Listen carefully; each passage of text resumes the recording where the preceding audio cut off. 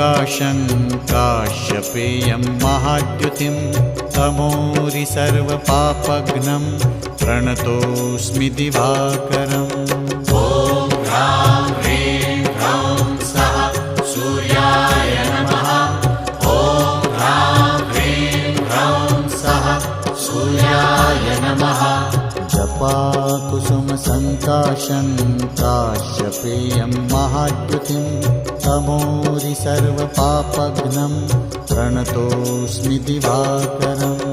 ॐ ह्रां ह्रीं ह्रौं सः सूर्याय नमः।